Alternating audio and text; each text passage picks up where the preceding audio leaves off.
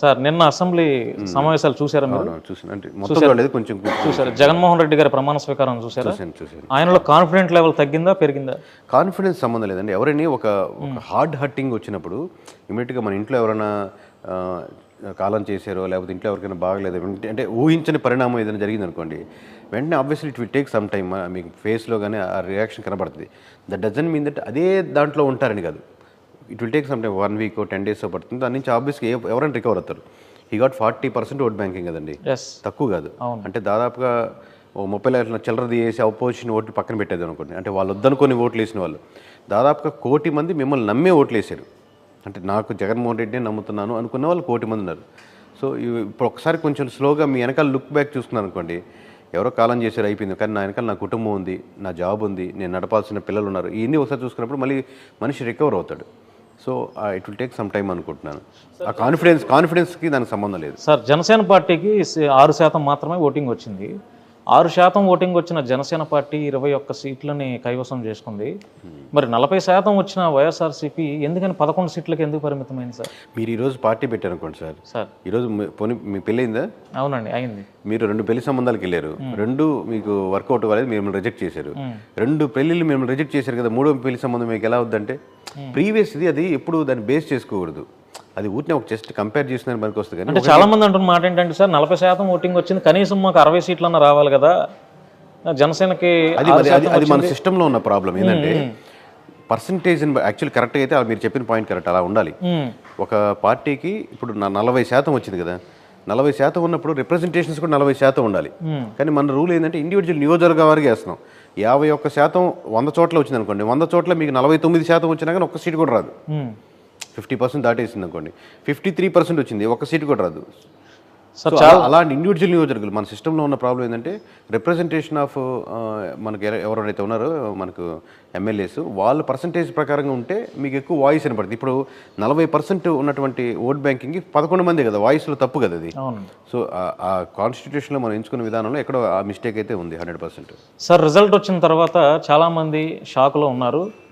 అంటే ఎందుకు ఇలా ఓడిపోయాం అనేది ఎవరికి అర్థం కాని పరిస్థితి. ఇప్పుడు రోజులు గడిచే కొద్దిగా అంటే దేశ విదేశాల్లో ఉన్న పెద్ద పెద్ద వారు సైతం, ఆంధ్రాలో ఉన్న పెద్ద పెద్ద పొలిటికల్ అనాలిసిస్ట్ సైతం ఈవీఎం ట్యాంపరింగ్లు జరిగి ఉండొచ్చు అనే ఒక అభిప్రాయానికి వ్యక్తం చేస్తున్నారు సార్. దాని మీద మీ కామెంట్? మీకు అన్ని డివైజెస్ ఒక దగ్గర పెడతారండి, జిల్లాకున్న దగ్గర పెట్టి ఏ డివైజెస్ ర్యాండమైజేషన్ అంటారు దాన్ని. ఫస్ట్ ర్యాండమైజేషన్ మీద ఫస్ట్ చెక్కింగ్ చేస్తారు. ప్రతి డివైస్ని ఓపెన్ చేసి పొలిటికల్ పార్టీస్ని అందరినీ పిలుస్తారు, దీంట్లో ఏదైనా చిప్ ఉందా లేదా చూసుకోండి అని చెప్పి. అది దాదాపుగా 3 వారాల పాటు జరుగుద్ది. ఇప్పుడు మన జిల్లా హెడ్ క్వార్టర్స్లో పెట్టారు విజయవాడలో, registered political parties state central అందరూ పిలిపించి ప్రతి డివైస్ ఓపెన్ చేసి చూపిస్తారు. తర్వాత ఫస్ట్ ర్యాండమైజేషన్ ఉంటుంది, ఇక్కడ నుంచి జిల్లా హెడ్ క్వార్టర్స్కి వెళ్తుంటుంది అనమాట. అంటే అక్కడ ఉన్నటువంటి ఆ చుట్టుపక్కల 4 నియోజకవర్గ హెడ్ క్వార్టర్స్ అప్పుడు పిలిపిస్తారు. తర్వాత మనకు బూత్ లెవెల్కి వెళ్తుంది, అప్పుడు పిలిపిస్తారు. ఈ ప్రాసెస్లో ఒక 5% ఓటింగ్ మీరు వేయండి అని వాళ్ళ ముందే వేసి స్లిప్పులు కరెక్ట్గా అవసరం లేదు చూపిస్తారు. అప్పుడు పొలిటికల్ పార్టీస్ పిలిపిస్తారు. దాని తర్వాత మీకు బూత్కి వెళ్ళిపోతుంది చూడండి, మీరు ఓటు వేసిన బూత్కి వెళ్తుంది చూడండి, మీరు వెయ్యి కంటే ముందర పొద్దున్న తెల్లవారుజామున 50 ఓట్లు వేయిస్తారు వాళ్ళ చేత. 50 ఓట్లు వేయించి దాన్ని సీల్డ్ కవర్లో ట్యాగ్ చేసి 50 ఓట్లు మీరు అనుకున్నట్టే పడ్డాయా లేదా చెక్ చేసుకుంటారు. ఇది 5వసారి. దాదాపుగా ఈ విధంగా 7 నుంచి 8 లేయర్లు జరుగుద్ది. 8 లేయర్లో 6 అంటే బూత్ లెవెల్కి వచ్చే వరకు కూడా వాళ్ళ పొలిటికల్ పార్టీస్ ఎవరైతే రిప్రజెంటేటివ్ ప్రతి బూత్లో జరిగి ఉంటుంది. మీకు ఏదైనా బూత్ కాడి నుంచి మేము 50 ఓట్లు వేస్తే మాకు 30 ఓట్లే పడ్డాయి కనపడుతుండే మిషన్ తప్పు అంటే అక్కడే ఆపేస్తారు. ఇప్పుడు మొత్తం రిజల్ట్స్ అయిపోయిన తర్వాత వచ్చి ట్యాంపరింగ్ జరిగిందని చెప్పడం, మీరు నిజంగా డౌట్ ఉంటే ఈ 6 స్టేజ్లో ఎక్కడ చెప్పినా ఎలక్షన్స్ ఆపేస్తారు అక్కడ. సార్ అది అట్లా ఎందుకు డౌట్ పడుతున్నారంటే సార్, ఇప్పుడు మీరు ధర్మవరం ఎమ్మెల్యే కేతిరెడ్డి వెంకటరామరెడ్డి మీకు తెలుసు కదా, మీరు చూసే ఉంటారు. ఆయన ప్రజల్లో దాదాపుగా 4 సంవత్సరాల నుంచి ప్రజల్లోనే ఉన్నారు గుడ్ మార్నింగ్ అనే ప్రోగ్రాంతో. అంతకంటే ముందు ఆయనకి అక్కడ సత్యకుమార్ యాదవ్ గారు అక్కడ ఎమ్మెల్యేగా కంటెస్ట్ చేశారు. ఆయన బహుశా ఒక 1 month బిఫోర్ ఆయన ఆ ఏరియాకి వెళ్ళి ఉండొచ్చు. అంటే ఆయన ఫేస్ కూడా ప్రజలకి ఎక్కువ నోటెడ్ అయిన సందర్భం తెలియదు.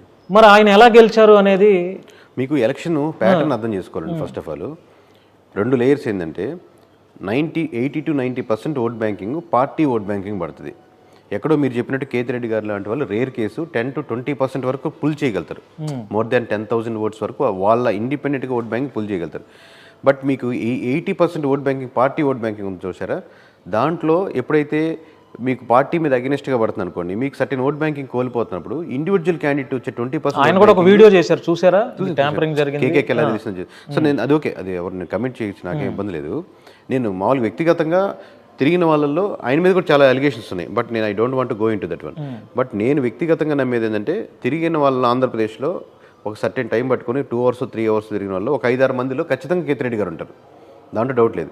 బట్ మన దగ్గర ఎప్పుడైతే caste based religion based vote banking ఎప్పుడు జరుగుతుందంటే, మీకు ఇటుకరాయికి మధ్య సిమెంట్ లేయర్ అయినప్పుడు, అంటే ఒక పార్టీ ఎమోషనల్గా, పార్టీ ఇప్పుడు ఈయన ఇండివిజువల్గా కరెక్ట్ అయ్యారు, పార్టీ ఎమోషనల్గా ఓన్లీ ఏది ఎమోషనల్గా అంటే మంచి స్కూల్స్, హాస్పిటల్స్, రోడ్స్, మున్సిపాలిటీ. ఇంతకుముందు మనకు వైఎస్ఆర్సీపీ రాకముందు అందరం ప్రైవేట్ స్కూల్స్కి, ప్రైవేట్ హాస్పిటల్కి వెళ్ళాం, వీళ్ళు వచ్చాక మంచి గవర్నమెంట్ హాస్పిటల్స్కి, స్కూల్స్కి వెళ్తున్నామని అనుకోండి, అంటే ఇటుకరాయి మధ్య సిమెంట్ పడ్డట్టు. ఇప్పుడు ఇంకా క్యాస్ట్ రాదు. ఇప్పుడు ఎప్పుడైతే అది లేదనుకోండి, నేను ఒక యాదవ్కి ఎవరికి ఓటేయాలి, నేను ఒక రెడ్డిని నేను ఎవరికి ఓటేయాలి, నేను కమ్మని, కాపుని ఇట్లా ఓటేస్తుంది.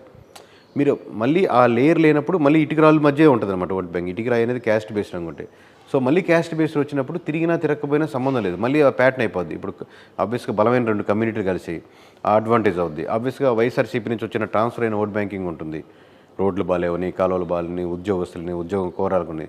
దీంట్లో కేతిరెడ్డి గారి పాయింట్ కిందకి వెళ్ళిపోద్ది, ఏముంది తిరిగినప్పటికి కూడా అర్థమవుతుంది మేము. అవునండి. సో ఆయన తిరగలేదని, ఆయన చేయలేదని కాదు, ఆబ్వియస్గా ఇంత తిరిగినా గెలవలేదు కదా అని అటు ఉంటుంది. బట్ ఈ పార్టీ ఓట్ బ్యాంకింగ్ ప్రధానం అనమాట దీంట్లో.